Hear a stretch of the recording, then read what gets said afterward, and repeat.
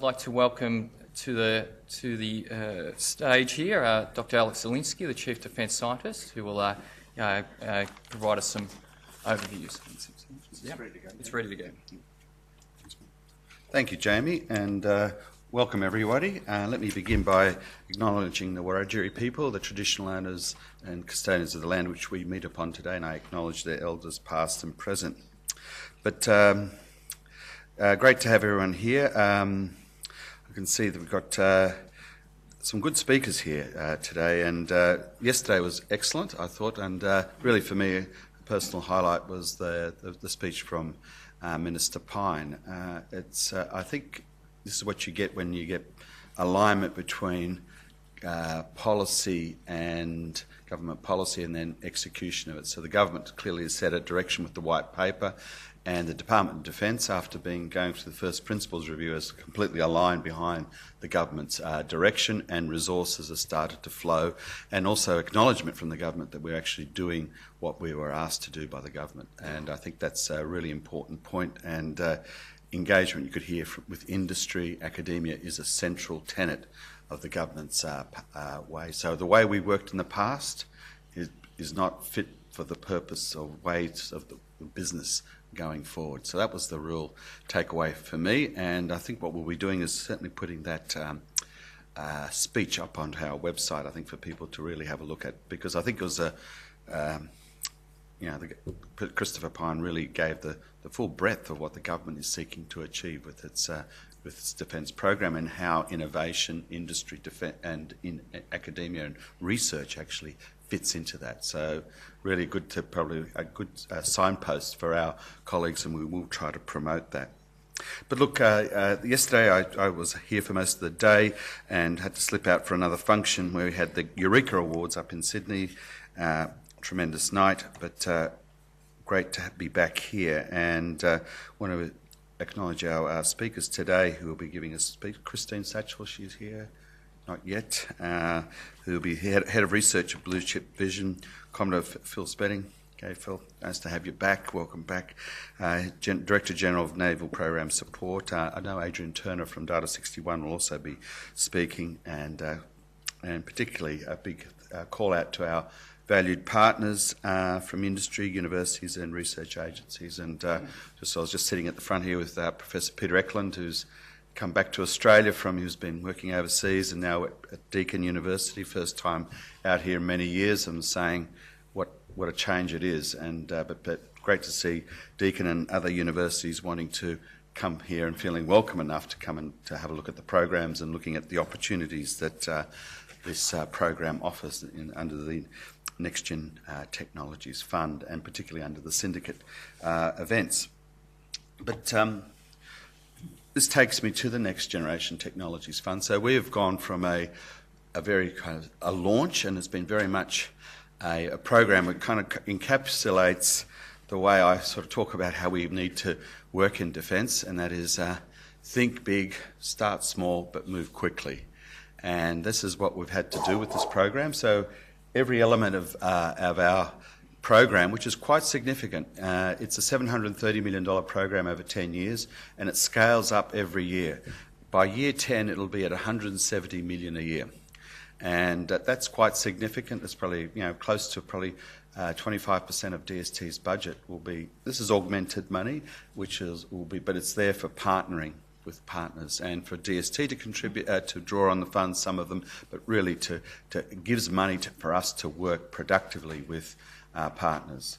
So in those areas, you can see we've got the 7 programs, from grand challenges through to the technology foresighting. We have undertaking activities in all of those areas, and there's some of the programs are quite exciting. In a sense, the Grand Challenges program, you heard Minister Pyne talk about it yesterday. It's the first time we've instituted that program here in Australia, and Olaf Reinhold, Olaf, our inaugural director, and David Westphalen, our military advisor, is here. So this is a great partnership between the ADF and DST and the organisations, SMEs, primes and universities working together. So a great one. So the question will be, how do we get the second challenge, the third challenge up? But those things are open, and there will be calls for people to contribute. But it has to be a difficult, challenging problem. So the problem that Olaf is trying to deliver with his team is countering improvised threats with zero casualties.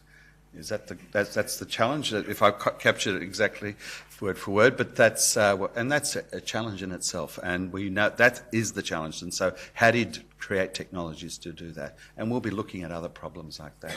We've also got the cooperative trusted autonomous system (CRCs) was launched. The program is now up and running. You heard yesterday the minister announced that Hugh Darrant-White, well-known Australian roboticist, will be the chairman of that CRC. I saw we had Rob Sale, the interim CEO.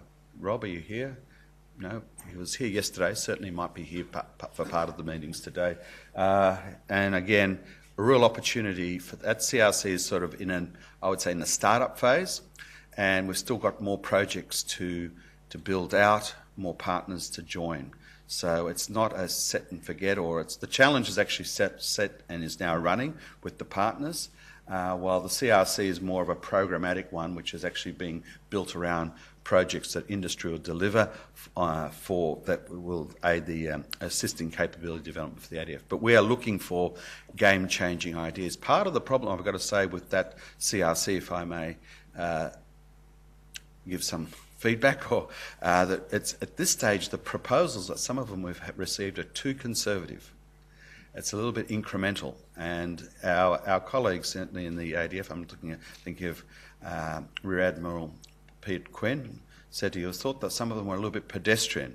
They weren't game-changing, and that's what we're seeking. We would like industry to be thinking, this is not just the next iteration of an acquisition that or tweaking of an existing product. We're looking to see what can actually give us a game-changing outcome. So this is when we do expect the industry to be thinking about how to take that forward ultimately into ADF capability.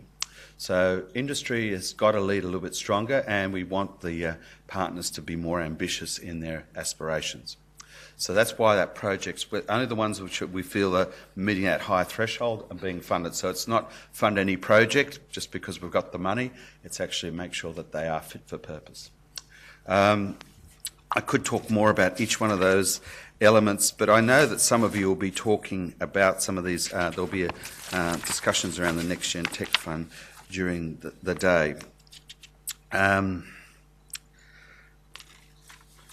am conscious, Jamie, how much I want to make sure we absolutely stick to schedule today. So how much of my time have I taken up?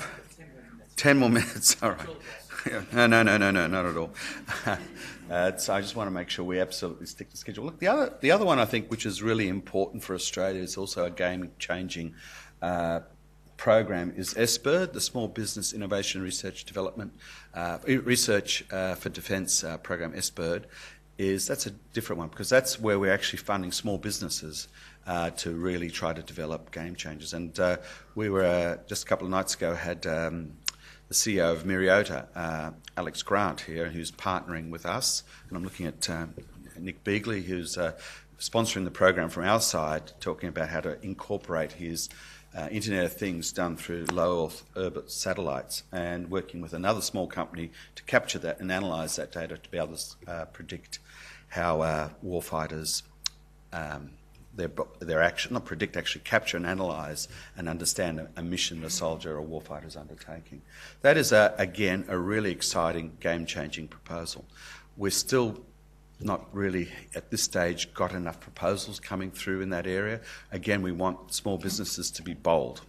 And this is an exciting program. So I'd just like to sort of re-emphasise that we'd like more of that. And so we are want to lean forward with SMEs in this area. So I think SMEs have shown to us that they can do exciting things. And one of the companies I'd certainly like to call out is Defendex, Travis Reddy. You heard him speak yesterday. Travis is really really taking some interesting approaches, and he really is a networked SME. A lot of his IP and intellectual property is coming from the university academic sector, and he's thinking about how to integrate it. He's working with us. This is the way to work. It's not just to come to defence looking for a cheque to go off and do some little thing on your own. It's really about how can you actually leverage and create networks. The other important one is the networks that are being set up. We'd heard the Victorian, South Australian, New South Wales governments have set up networks based on the very successful model of DSI here in Victoria. Just recently I was in Western Australia, and the West Australian government has also realised that they should be fostering more innovation in their state for defence and national security outcomes. So this is a great way. We contribute money, as do the state governments, and effectively it flows into areas or builds capabilities that we think are relevant, rather than universities or small businesses going off doing what they think is important. This is a way to shape and also then build team-ready works. And the Ausmuri one is a really exciting one. This is the first time I think Australia's actually got a program which actually pays Australian universities to work with US universities, which is among some of the best in the world. I think last count there was a world ranking, 75 of the world's best universities in the US, in the top 100 that is. Out of the top 100, 75 are US based, which is where a lot of the intellectual property and innovation is done. So if we can partner our universities up with those, and then the key is to bring back the know-how and the knowledge back to Australia, and then again push it into one of the other collaborative programs. Very exciting. And of course the other thing is defence is not always known for spin-offs. And I think it's, I was told that we haven't done a company for nearly 20 years, spin-off company. Or there's people who have left DSTO and or DST in the past, DSTO in the past, DST, to go and start companies or join new ventures, but we haven't actually actively supported a spin-out and provided intellectual property and mentoring, etc. So that's Silentium, and Silentium, you heard the Minister talk about it yesterday. Two of our young scientists have gone off to start their own company, and with our blessing and also access to the intellectual property.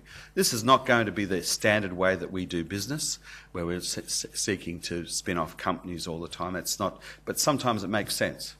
Particularly when there's a gap in the marketplace. There are no companies in Australia doing passive radar. We think passive radar will be a real important capability for the future for the ADF. So better to get a company like that moving, starting now. We've seen what radar technologies can go like in the future with the CA radar.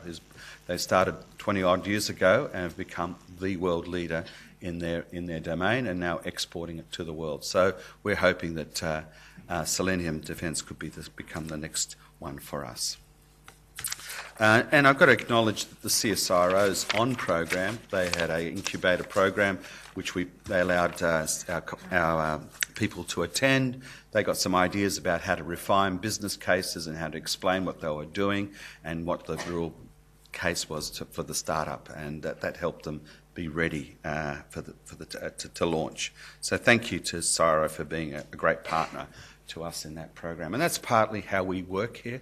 We are not trying to replicate anything that already exists. We are seeking to use networks, relationships that exist, or programs that are proven to be successful, like the CRC program. It's been tweaked somewhat, but creating only programs that don't exist, otherwise leverage. Just to give you a sense of how much money has actually flowed from our program, you can see that we've already committed, I think, more than 146 million to date. So it's not just money spent, we're also making longer term commitments out to 3-4 years ahead. So our partners know that with certainty. Of course, you have to meet milestones or be able to show achievement, but the point is that the government is approving the money. We are going for not on a year by year basis, but actually going out a number of years. So that means everyone has certainty in making their investments. You can see there's one with Data 61. We committed a $10 million program over 3 years. Just as an example, I think that one's coming up in the next year, will come up for renewal, and we'll be looking at how to take that forward. But that's just an example. That gives certainty so partners can invest, hire people, etc. And I think I'm on time.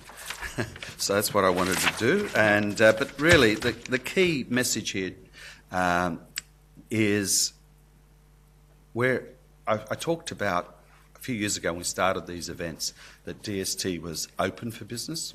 We're now wanting to do business. We're doing business. And this is very important. There's a total change in our outlook in this organisation. I can feel it when I talk to our scientists. People are saying, how can they work with others? How can we actually together deliver a bigger outcome than we could do on our own? And a lot of things, quite frankly, we can't do on our own. We've got many, many good people in DST, but we don't have all the best people.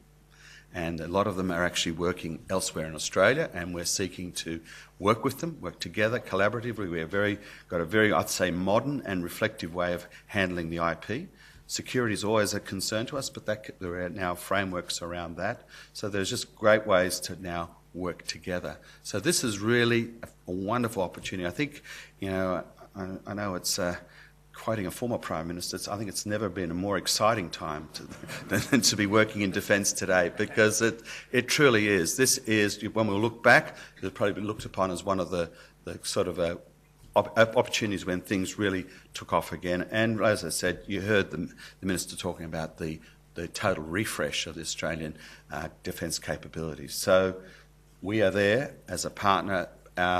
Innovation, science and technology is a key driver. DST we're not just a catalyst, we're going to be a partner in that, but we'll seek to guide and establish the right partnerships to deliver the right outcomes. But we need your work, and for those of you who are here, our partners, thank you for all your support, because we couldn't have done what we've done so far without that. So the programs are moving ahead, but it's the beginning.